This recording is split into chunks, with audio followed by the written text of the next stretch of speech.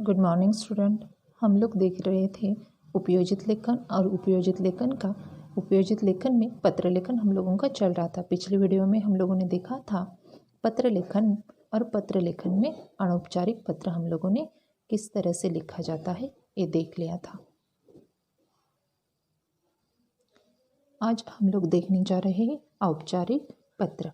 औपचारिक पत्र जिस तरह से अनौपचारिक पत्र में बधाई पत्र तथा बहुत सारे पत्र होते हैं, तो यहाँ पर भी औपचारिक पत्रों के भी भेद हैं। तो औपचारिक पत्र में भेद आते हैं आवेदन पत्र,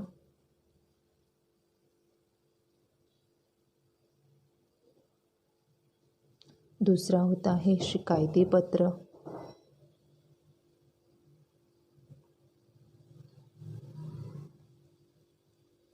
तीसरा होता है संपादकीय पत्र,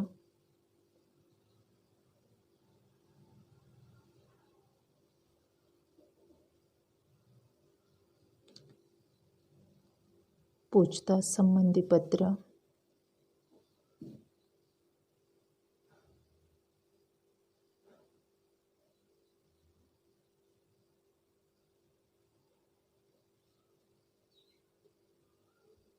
तथा व्यावसायिक पत्र। तो इस तरह से औपचारिक पत्रों के भेद होते हैं। इनमें से जिस तरह से हम लोगों ने देखा कि अनौपचारिक पत्र में एड्रेस किस तरह से तथा पता किस तरह से लिखा जाता है, तो अभी आज हम लोग देखेंगे औपचारिक पत्र का लेखन किस तरह से किया जाता है। तो जिस तरह से अनौपचारिक पत्र में पहला पॉइंट होता है तिथि, तो यहाँ पर भी हम लोग पहले तिथि ही लिखते हैं। दूसरा पॉइंट होता है कि पहले वहाँ पर हम लोग दोनों में हम लोग यहाँ पर कंपैरिजन करेंगे। अनौपचारिक पत्र में हम लोग संबोधन और अभिवादन लिखते, तो यहाँ पर हम लोग जिससे पत्र लिख रहे हैं उसका एड्रेस हम लोग यहाँ पर लिखेंगे, और उसके पहले हम लोग लिखेंगे सेवा में, फिर उसके बाद उसका पदनाम मतलब उस जिस पद पर वो है वो लिखेंगे, और उसके बाद उसका एड्रेस हम लोग लिख लेंगे। पदनाम लिखेंगे मतलब जिसे हम लोग पत्र लिख रहे उसके बारे में लिखेंगे, और फिर बाद में लिखेंगे पता। अब इस तरह का एड्रेस हम लोग कैसे लिखेंगे यहाँ पर ध्यान दे दो। जैसे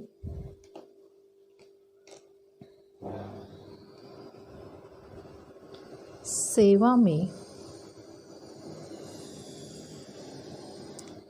अगर हम लोग प्रधानाचार्य जी को पत्र लिख रहे तो यहाँ पर फॉर एग्जाम्पल हम लोग लेते हैं सेवा में माननीय प्रधानाचार्य जी,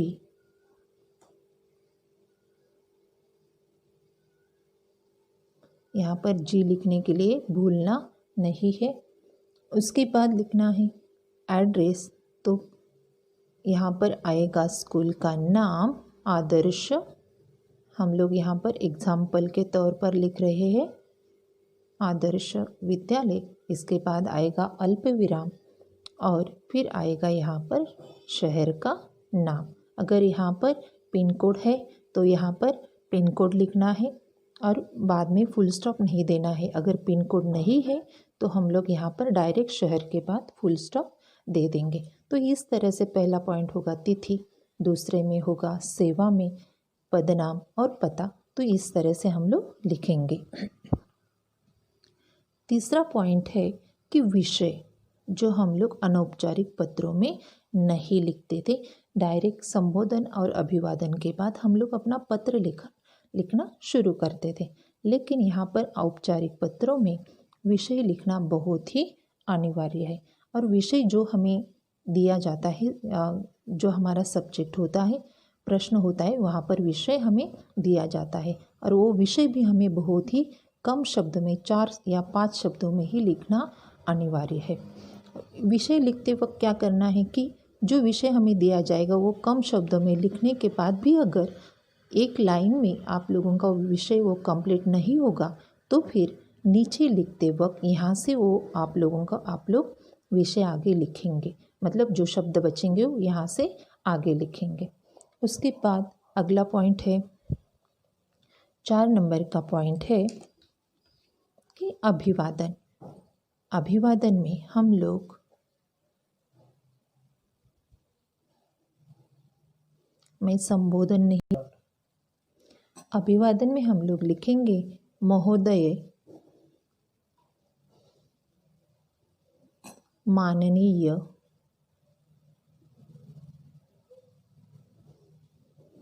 माननीय महोदय, आदरणीय महोदय आदि इस तरह से संबोधन इस तरह से अभिवादन में हम लोग लिख लेंगे। उसके बाद पत्र का जो मेन हमारा विषय जो है वहाँ पर आएगा पत्र का विषय, और जो विषय हमें दिया गया है प्रश्न में वो विषय के बारे में हम लोग यहाँ पर लिखेंगे। लेकिन लिखते वक्त याद रखना है कि औपचारिक पत्र में जो हम लोग पत्र के विषय में जो जानकारी हम लोग लिखेंगे वो वहाँ पर कहीं पर भी अनौपचारिक भाषा नहीं होनी चाहिए।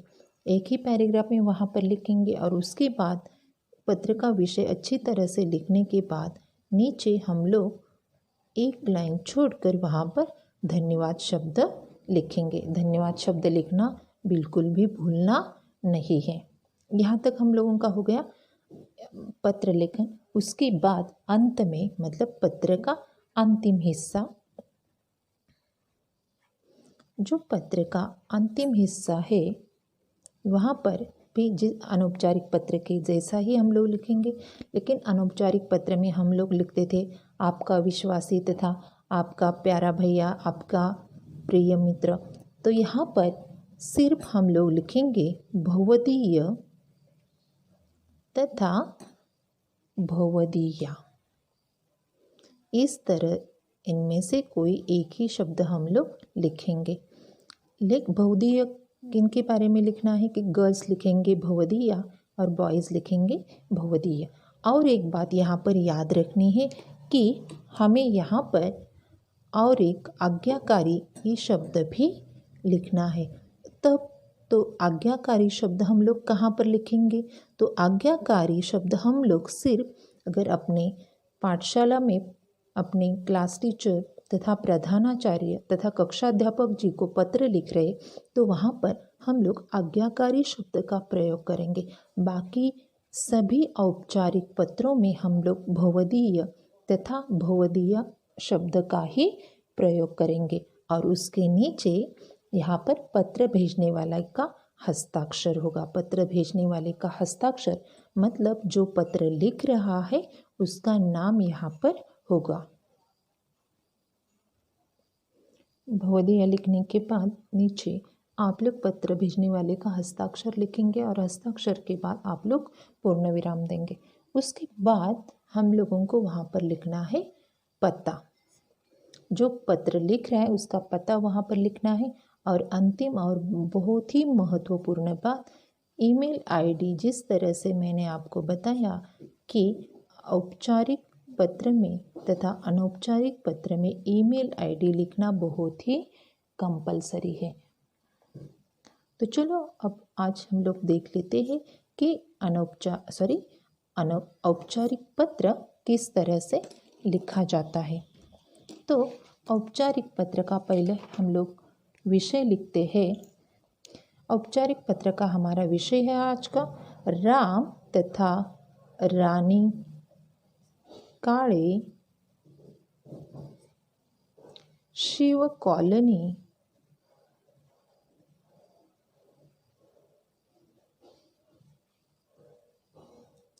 रामनगर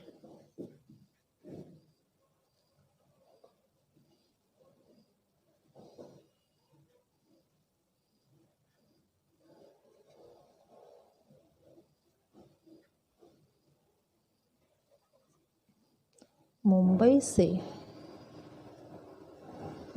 से माननीय प्रधानाध्यापक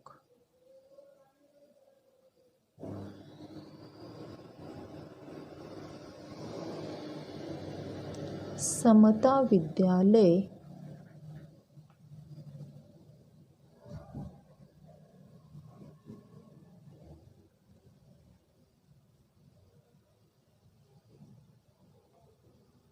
सावरकर मार्ग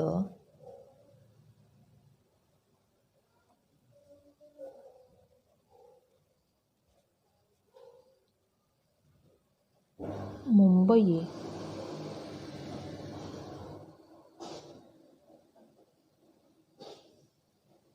को अपनी बड़ी बहन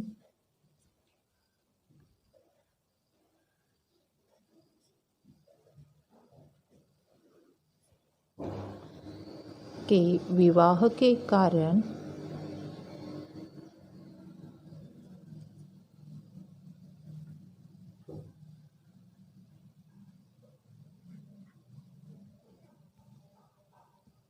आठ दिनों की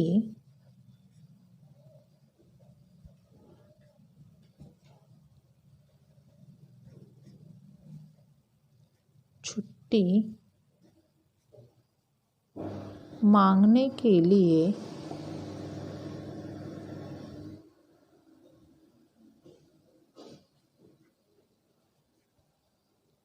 प्रार्थना पत्र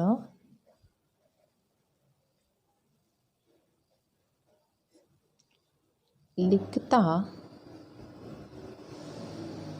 तथा लिखती है। तो ये है हमारा आज के औपचारिक पत्र लेखन का विषय। पहले अच्छी तरह से विषय जो हमें दिया जाएगा वो अच्छी तरह से हमें पढ़ लेना है। तो विषय है हमारा राम तथा रानी काळे, शिव कॉलोनी, रामनगर, मुंबई से माननीय प्रधानाध्यापक, समता विद्यालय, सावरकर मार्ग, मुंबई को अपनी बड़ी बहन के विवाह के कारण 8 दिनों की छुट्टी मांगने के लिए प्रार्थना पत्र लिखता तथा लिखती है। तो इस तरह से हमें ये विषय दिया जाएगा।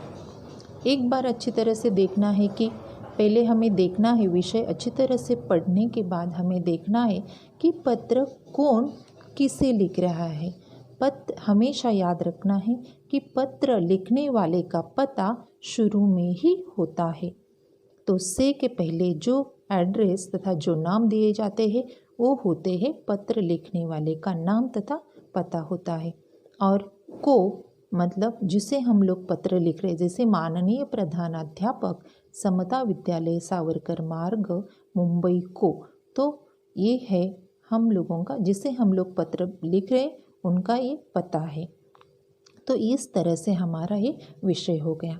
तो चलो हम लोग देख लेते हैं कि पत्र का लेखन तथा औपचारिक पत्र का लेखन किस तरह से किया जाता है। तो चलो हम लोग अब देख लेते हैं कि पत्र लेखन कैसे करना है। तो अभी अच्छी तरह से हम लोगों ने विषय पढ़ लिया। अब हम लोग पत्र लेखन लिखना शुरू करते हैं। जैसे मैंने अभी बताया आप लोगों को कि पहले हमें लिखनी है तिथि। तो आज की तिथि है 13 जुलाई 2020। सॉरी, यहाँ पर हम लोगों को 10 लेने हैं। 10 जुलाई 2020 इस तरह से मैंने डेट ली है तथा तिथि ली है। उसके बाद जिस तरह से मैंने आप लोगों को बताया कि मैं आपके लिए, आपकी जानकारी के लिए यहाँ पर स्टार कर रही हूँ। आप लोगों को स्टार नहीं करना है। पिछली बार भी याद होगा कि स्टार मतलब क्या करना है, आपको एक लाइन छोड़ देनी है, मतलब यहाँ पर आप लोगों का हो जाएगा परिच्छेद। बाद में लिखना है कि जिसे हम लोग पत्र लिख रहे थे, पता हम लोगों को याद है अच्छी तरह से, आपके सामने है पता। तो यहाँ पर पता हम लोगों ने को लिखना है कि जिसे हम लोग खत लिख रहे हैं उसका एड्रेस है हम लोग लिखेंगे। तो हम लोगों को पत्र लिखना है प्रधानाध्यापक जी को। तो यहाँ पर लिखा है मैंने सेवा में माननीय, अगले लाइन में लिखना है माननीय प्रधानाध्यापक जी यहाँ पर जी लिखना बिल्कुल भी भूलना नहीं है। उसके बाद अल्प विराम देना कंपलसरी है। फिर उसके बाद लिखेंगे हम लोग स्कूल का नाम तथा पाठशाला का नाम। पाठशाला का नाम है समता विद्यालय। विद्यालय के बाद वापस हम लोग यहाँ पर अल्प विराम करेंगे और फिर लिखेंगे सावरकर मार्ग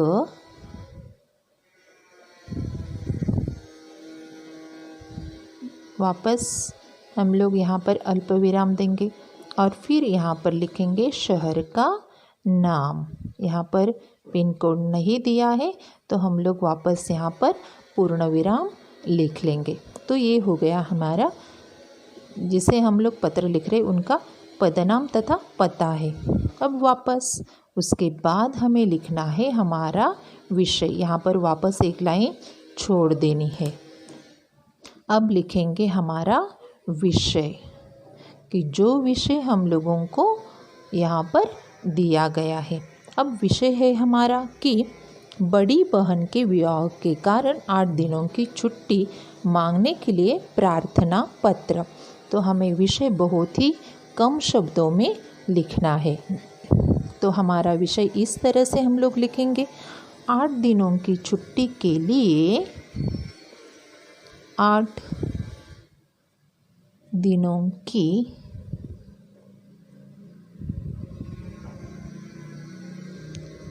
छुट्टी के लिए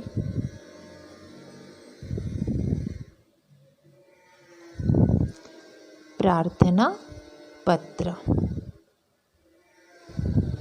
तो इस तरह से हम लोगों का विषय हो जाएगा। तो आगे आप लोग यहाँ पर फुल स्टॉप भी दे सकते हैं या तथा डॉट भी कर सकते हैं। तो यहाँ पर जो मैंने लाइन खींची है ये हमारा मार्जिन है। मार्जिन से ही आगे उसे जॉइंट्स वहाँ से ही हमें शुरू करना है। वापस मैं यहाँ पर एक लाइन छोड़ देती हूँ, मतलब हमारा वो होगा परिच्छेद।